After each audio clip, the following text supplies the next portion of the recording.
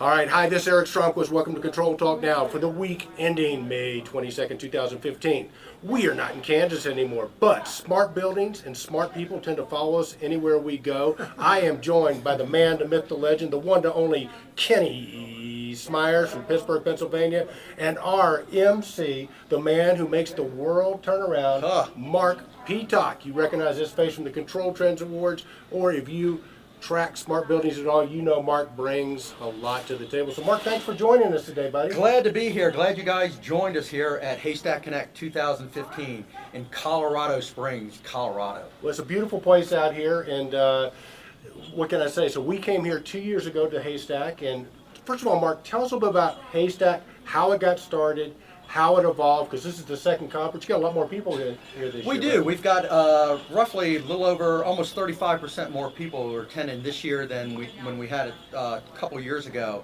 And with respect to Project Haystack, I've got some really good guests lined up that I'm going to actually have them tell us things about Project Haystack and things like that. And so wait till you see some of these guests. So before we do that, you know, we had some posts last week on Control Trends, and I just want to know if you want to play a little game that we've never played on Control Trends before called, do you want to bash your competitors?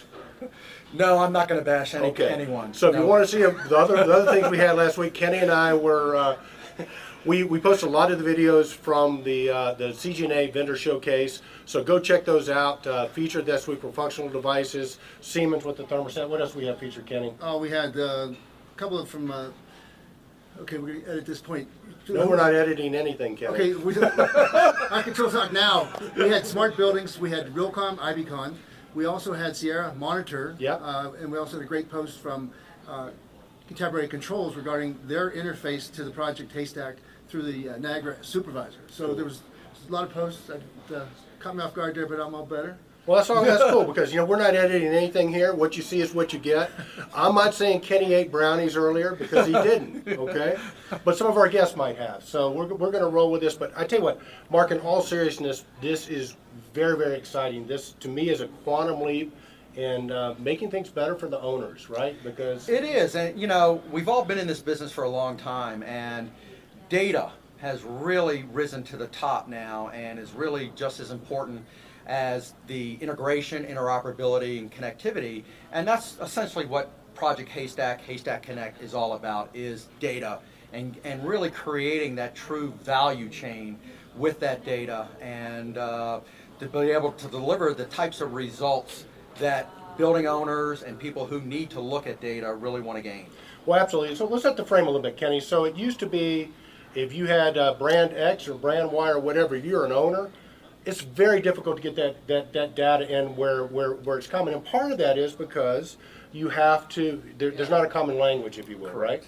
Right. Well, I think when it all began, nobody had the vision of where we'd be at this point in time. 2015, with all the potential of the Internet of Things, has really changed everything. You know, we have smart data, smart devices, smart buildings, and now it has to become smart business. So it's a very important thing is to have, you know, to get the language together, the tagging, the metadata, so that it's standard. It's a very difficult thing to do. Well, and I tell you what, go ahead. I was going to say, it is, and I think, Kenny, you just hit on something. It's all about, we've heard big data, and that's fine. But truly, is it big data or is it smart data? Basically, data that I can really use in real time when I want to, and get it to the different types of people sets that need data to do their jobs better. Well, and I think one of the trends that Kenny and I have talked about is how competition is changing, right? You know, in other words, you have to collaborate sometimes with your competitors to do this, and I think Haystack is a great example of how competitors come together to create a better experience and take the industry forward, if you will. And Kenny used a very, very big word before, nobody had the vision, right? Correct. But our first guest had the vision, didn't he? He had the vision back in 2011. Yeah. And I'm excited to join us for a conversation, Brian Frank, who is currently the president of Sky Foundry and is one of the original creators and curators of the Project Haystack standards and modeling techniques and the taxonomies that we're all here centered around. So our first guest, Brian, welcome to the show. All right, Brian, yay! Okay, hey Brian, man, thanks for taking a few minutes to talk with us. This is Thanks awesome. for having me. Yeah. Sure. So Brian, again, we've known each other for years and we've worked together. What was the reasoning behind starting Project Haystack? Well, John Petsy and I started this company called Sky Foundry, and we wanted to do analytics of building automation data. And of course, to do any sort of analytics, we had to know what all of the data meant. And I went off and asked John, is there some standard naming conventions, or how do we figure out what all of this data meant? And really, we found that there was nothing out there. So we said, well, we should create something, but it'd be a lot more effective if we get lots of people to work on this problem together. It really takes a community to solve this problem. And that's kind of how the genesis started, and we created a website and started to get people to sign up and contribute and work with us. Well, the growth has been enormous. I was on the website recently, and tell us a little bit about the website, how the videos now, the data, you have all the data, the conventions on the website now for people to refer to. So there's no reason why people can't come together and use those at starting point. Yeah, I think one of the big decisions we made was just how do we make this community work? And there's lots of different ways to do things with standards organizations, and we really decided the best way to approach this was as a big open source project. This is essentially what we're creating is intellectual property. And, we said, well, let's create a forum and we can collaborate, kind of experience with other open source projects that we've had. And then basically that website also became the way to publish all of this information and metadata about the models we were building. And it's kind of just a live, ever-evolving thing now. Well, sure has, and it's grown to be a major organization and effort. There's people from all over the world here. Tell us a little bit about the community per se. So it started as just a website, an open source community. We were working on tags, and more people started to get involved. And I think, around 3 years ago, we were like, well, we should do a show. We should get all these people together, to help foster the community. And that was the first Haystack Connect, which we had in Chattanooga 2 years ago. And that was a really cool show. A great group of people that got together, and that kind of solidified the community. And then, on the technical side, we continued to make a lot of advancements on the tagging model. We added protocols, file formats too, for exchanging all of this data that we were tagging. And of course, now we've got our second show here with even more people. So Brian, we talk a lot about tags and tagging with Project Haystack. For those viewers who may not know tags or tagging, what's your definition of a tag and tagging? So when we talk about data, we've got all sorts of data. We've got data about our buildings, for instance, what is the square footage or what is its street address, and we have data about our assets. This is an air handler, this is a VAV, and then we've got lots of data about our points, what this unit may be. And so we want to describe all of these pieces of data, and the way that we do it in Project Haystack is with tags. And basically the way I like to think about it is that every tag states some fact about something, right? If I want to say what the street address of this building is, I would add some tags to that entity. And if I wanted to say this air handler has, mechanical cooling, I would add a tag to describe that. And if I want to say this, point is in degrees Fahrenheit, I would add tags about that. So when we model data, essentially what we're doing is we're just building up a library of facts about these buildings, equipment, and points. And so one of the other value points in around tags is that if, as you mentioned, you have different pieces of equipment or different things that have data, and being able to identify and call and name the same information, whether it's an air handler or a VAV or whatever, that is giving everything consistency, and a kilowatt is known as a kilowatt regardless of where it comes from, correct? Correct. And I think the key thing we're trying to do is make data machine understandable. We're trying to take humans out of the loop. Because any sort of project that involves 100,000 points, if someone has to manually go through and describe what those 100,000 points are, you got a big chunk of labor, right? Yeah, so Brian, and a big viewership on the Control Trends community is users. So I'm a building owner. Why do I care about this? Well, the reason you care about it is that, if you want to run your building efficiently and well, you've got to run your building with data.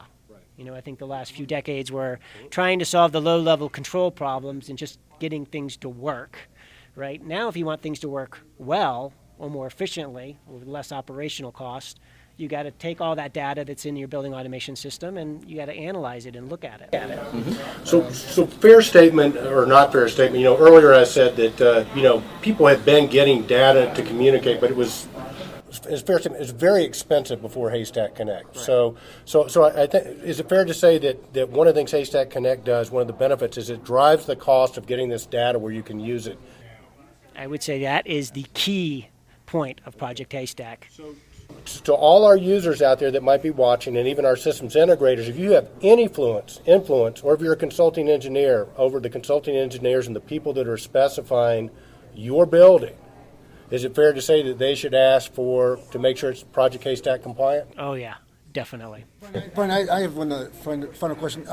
So what does the end game look like? If you have a magic wand and you strike it in the air and everything happens the way you perceive it to happen, what would we be looking at? A successful Project Haystack in the future, what would it look like? How would a building operate and function?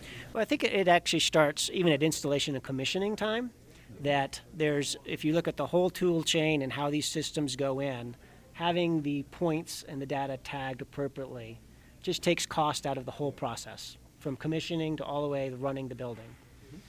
Right, and as a matter of fact, you are in jeopardy of extincting a very interesting type of integrator. I think it's called a link monkey, which is a term that is not meant in any sort of a derogatory sort of way, but essentially to do it before the integrator had to manually connect these points together.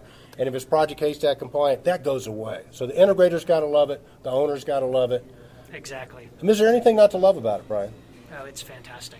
There you go. Right. There you go. Our guest, Brian Frank.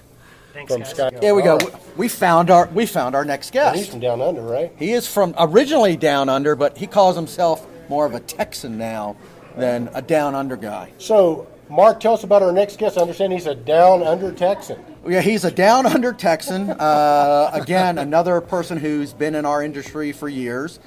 Anno Schulten, president of Connects Energy. Hey guys, Welcome. how you doing? Well, great. So tell us what Connects Energy does. We describe ourselves as providing that last mile connection from smart energy and smart buildings. How do you connect a smart building to smart energy or smart energy to smart buildings? And we kind of do that last mile connection problem.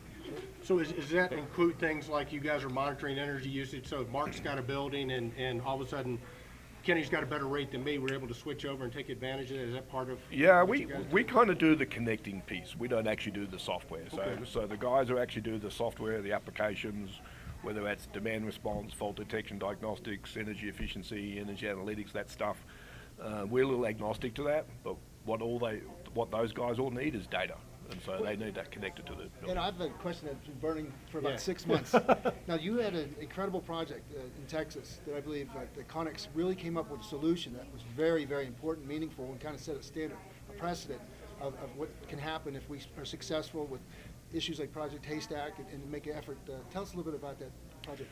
Yeah, actually we had several interesting projects. I guess one of the most interesting ones that we did in Texas a while back was Methodist hospitals.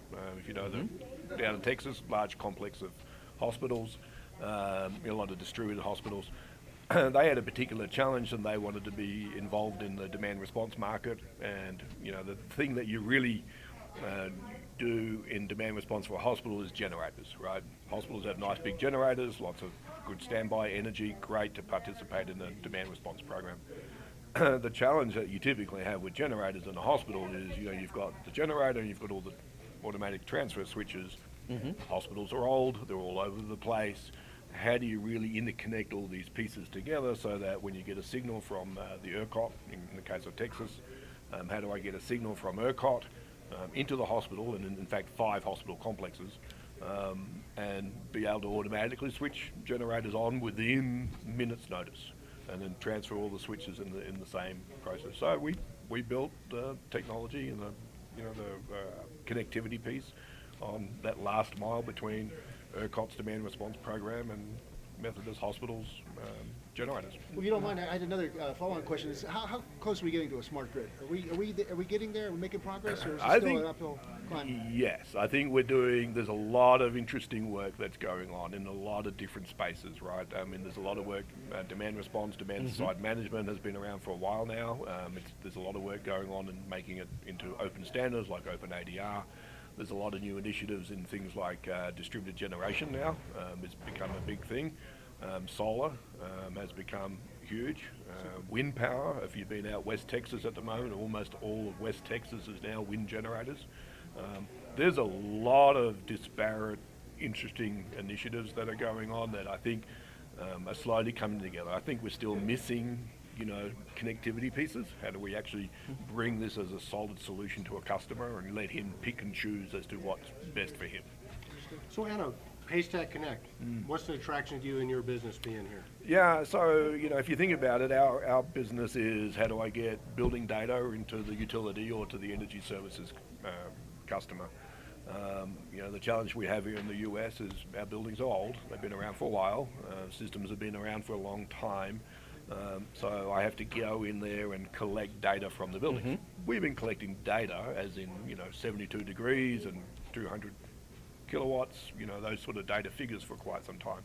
I think what people are starting to realize now is, I have 5 different Methodist hospitals, each put together by a different system integrator, each by a different company, each Different got systems. different systems, different technologies. Everyone calls the point something different.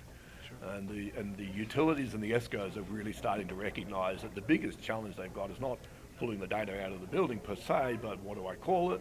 How do I standardize that? How do I identify it from one hospital to another hospital, or one REIT to another REIT? Because their portfolios are thousands of buildings. So self-describing data would accelerate this so tremendously, and that's the big linkage point with the Haystack. Yes. So also with the fact that we're here at Haystack Connect 2015, I know Connex Energy is going to make an announcement about something new with respect to Project Haystack and Haystack Connect and stuff. Tell us a little bit about what that announcement is. Yeah, we have a product we call Connection. Not very inventive name, but And describe what Connection is. We like it. Describe what Connection is. Effectively, Connection is the database of data that you pull out of a building, right? And it's based on Haystack. It's actually a Haystack server. It's based on the actual technology is based on a Cassandra big data database and MongoDB. If you're a little geeky and want to know about the tech, it's kind of fun. But it's a high tolerant, high reliable, high available database. We actually put the data out directly into a Haystack format, and that allows us to abstract out the data from all these different buildings, bring it into one database that's Haystack compliant, so that any Haystack compliant application can directly access the data. Very, very cool. And isn't there one other piece of Connection that I find kind of fascinating, where we know there are many energy applications out there today, and some buildings and some building owners use multiple ones, some use single, whatever. Tell us a little bit of how Connection affects or kind of brings that all together regardless of the energy application. Yeah, and again, I mean, it's highly dependent on Haystack. Right. I will tell you honestly, guys, I mean, Haystack was the right idea at the right time for us. I mean, we managed to capitalize on it at the right moment. But, it allows us to, whether the system's at BACnet or LON or proprietary technologies, we can bring that in. Must add, securely, right? I mean, one of the big deals about, from a data perspective, when you talk to customers, they talk about security as it relates to data, they have two things that are highly critical to them, what they call data in flight and data at rest. So as the data's coming out of the building, making sure that who gets in and out is secured, and when the data's actually at rest, meaning it's in the database, how do you secure that so that no one else can have access to that? I would tell you one of the most interesting things that we see at the moment, and we're working with a large REIT in DC right now who's looking at using our Connection Haystack database.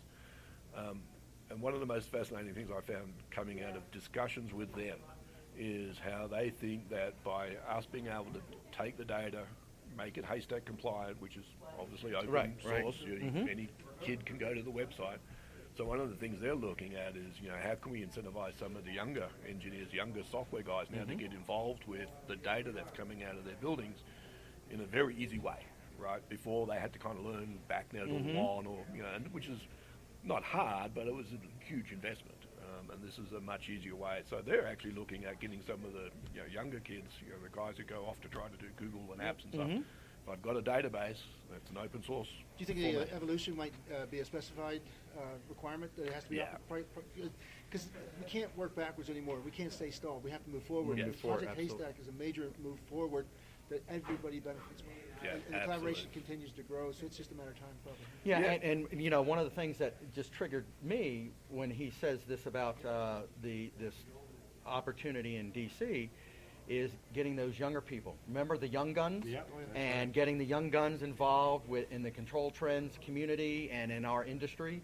And this is just another opportunity to continue to make our industry exciting, to bring in that next generation, those younger folks that we all want to bring in. It's and that's what they see. This Haystack is a current technology.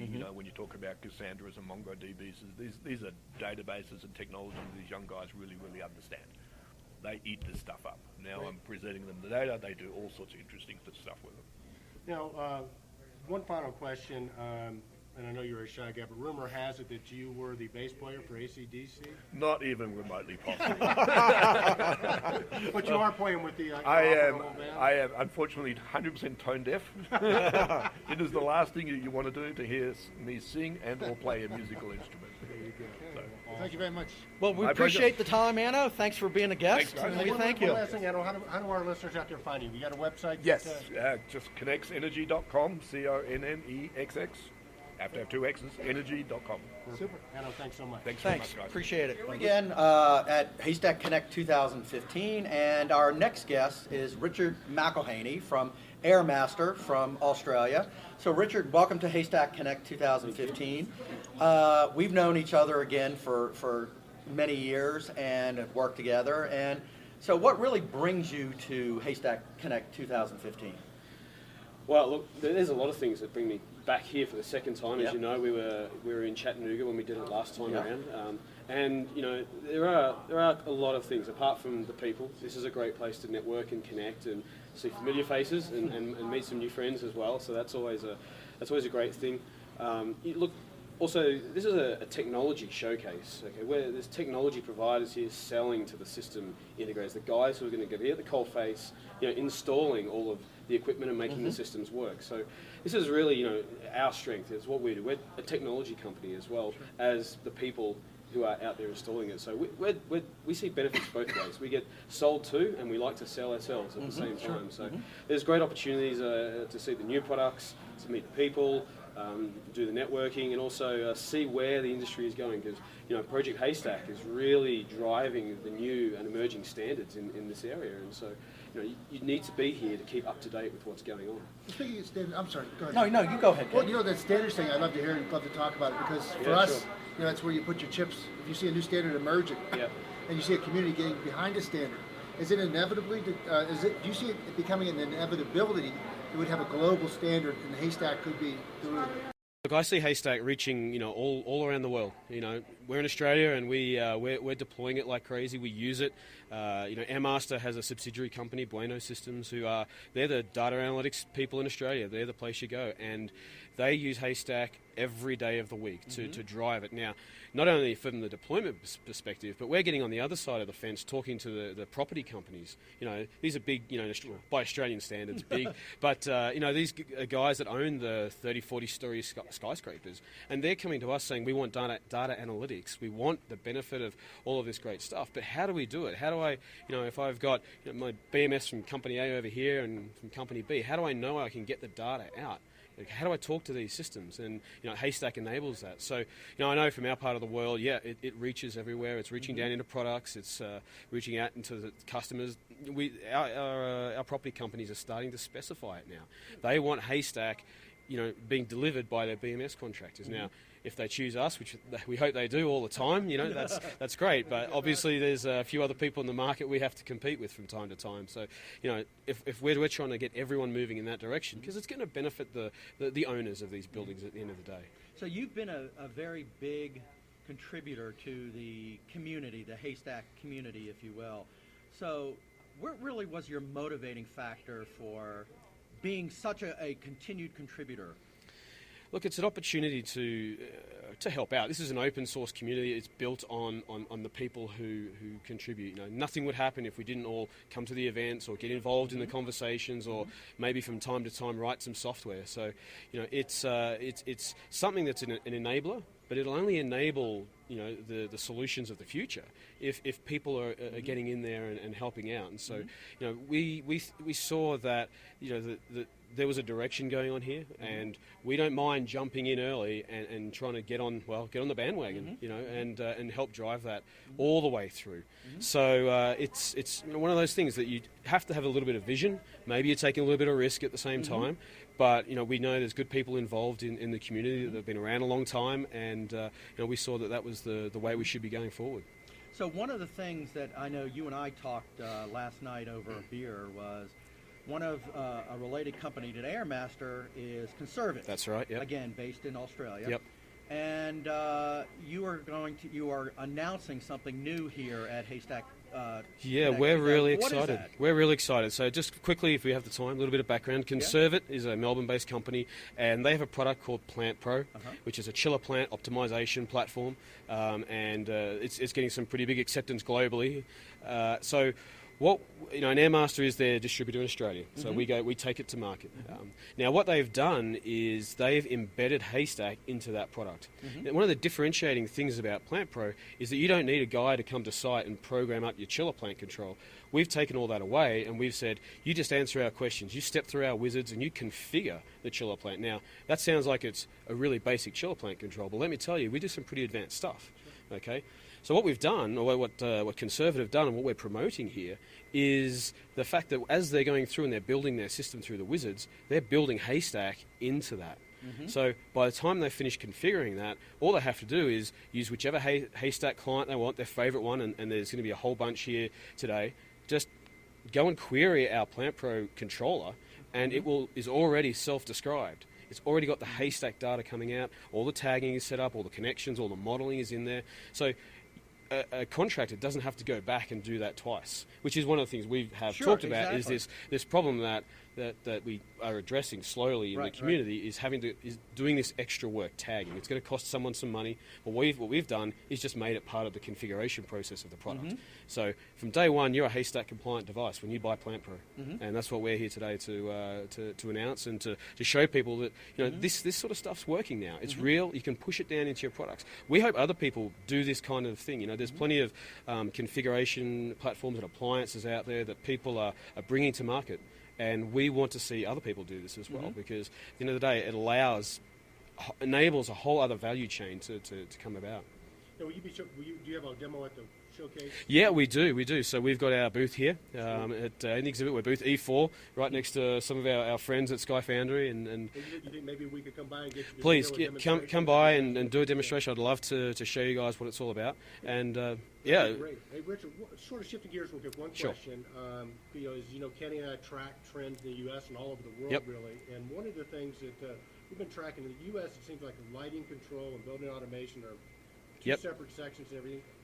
Do you guys integrate lighting, and if so, is it part of the same spec, or is it different? I'd say we're exactly the same in Australia, and that's definitely a disappointment for me, because I believe if you bring these things together, you're going to get greater value. Now we have done some projects in Australia where we've brought all of that together. We did some data center projects with Dali lighting and integrated that using Niagara and all of our standard products that we're all familiar with, and so we integrated all of that together into the one system. But that would be the exception, and we had to convince the end client this was the way to go. We had a great relationship with that client; they trusted us, luckily, and we managed to deliver for them. But that's definitely the exception. Just like here, contracts are have your mechanical contract and your electrical contract, and never the two shall meet. it's amazing because Eric and I have lived in Canada, England, Spain, Yep. Australia, South Africa. We've seen around the globe the same problem. Yeah. Now we see a solution that could sincerely Absolutely. address and solve Yep. that protocol issue once and for all. And so we think that the Alfred here is too. He's always Yeah. got some great stories to tell us about. Yep. It's very, very interesting, and it's very dynamic. And It it's is, happening it right now. is. The community is growing. It's becoming more formidable, and the impact is going to be felt around the world. Oh, I couldn't agree more. And even here, it's not just mechanical applications or BMS. We've got some great lighting guys here, and it's great to see them pushing Haystack, pushing them the semantic modelling standards into their products, so that when we do have a product like Plant Pro and another lighting product sit side by side, we can come over the top of that with our favourite Haystack client, whether it's SkySpark or the FinStack or whatever it might be, and we can bring all that together into an integrated system. They shouldn't be sitting separately; they should be sharing information. That's what it's all about here at Project Haystack: data and modelling that data. It does, and you bring up a good point. It's not just the building automation systems or lighting systems or traditional building systems, if you will. Yep. This whole new era of IoT. Yep. And Haystack standards and modeling and things like that can go to virtually any device that's out there. That's it really right. doesn't matter. And this year we are seeing more and more interest from the wider IoT type community. And that's if you will. fantastic. That, Yeah. that really is, it shows the trends in the market, and being able to push that modelling down into those IoT devices is really going to leverage the power of the data modelling that we've got and open up opportunities that we probably haven't even considered yet. But there's getting all these buildings wired up with sensors or wireless with sensors or whichever way you want to go, and that they can generate data and we can figure out what that data is automatically using Haystack and all the modelling standards. Then that's really going to allow some cool applications to come about. Yeah, and as we've said, data is where the value It's is. driving our Okay, industry. That is the value, and the same with IoT. It's not just about the connectivity, and I know I've said that during the course of this interview. It's some of the interoperability of the different devices and the value extraction that you're going to get from the data, and Yep. then utilizing that data to drive something, And- whether human or machine driven. And the key word you just brought up there is interoperability. Interoperability, and this is something the industry's been struggling with for a long time. I mean, we've got the Landmark standards and BACnet standards, and look, it's great if you operate in those worlds, and I better be careful in case I offend someone out there. But it's a problem that everyone has struggled with, and look, this is what we try to solve with Project Haystack. And I think we've made a great start. There's always lots of work to do. What we've done in Project Haystack has been very centred around the BMS and the mechanical solutions. But that's not to say there isn't work going on. There's a lot of extensions to Haystack, and the good thing about it is the way that the system works is you can extend it and use it in your own way and still be compliant with how all of the Haystack technology works. So, people shouldn't think that they're being locked into profiles that somebody else has defined. They can, without being proprietary, they can still extend and value add into their own ecosystems. So, Very cool. Richard, thank you so much. How do our listeners get hold of you? well, they can come and contact me through our website, www.airmaster.com.au. Through the Project Haystack Corporation. I'm on the board there with Mark and a few of the other guys that you're talking to. And I'm around here, so if anyone's at the event, please stop by, come by the booth, and I'd love to talk more. Mark, hey, thank you so much for setting this up, bringing these great guests on. We've got a lot of other great guests. I understand Albert's here. Albert's here. We've got a lot of folks. Again, the community is a collaborative effort, and we really got a lot of the industry leaders who have really driven our industry to where it is today and where it's going in the future. Okay, well, so with that, Kenny and I are going to be here all week. We're going to be interviewing people. We're going to be covering the events. It's a fantastic event. If you're not here, hey, the good news is you can make plans to be at the next event, which is probably every 2 years, I'm guessing, Marcus. Every 2 years. But with that, I want to thank Mark Peacock, the MC. He is kind of the inspiration to the man, the myth, the legend, Kenny Smyers and myself. So with that, we will say have a great week, and remember, stay in control. Indeed, Eric. All right, we got to do this. Mark, I know you're new. You know how I know. Okay, I didn't know all if you wanted me to do 15 that. seconds left. All right, It's all almost right. done. So here we go. So remember, stay in control. Indeed, Eric. Indeed, Kenny Smyers.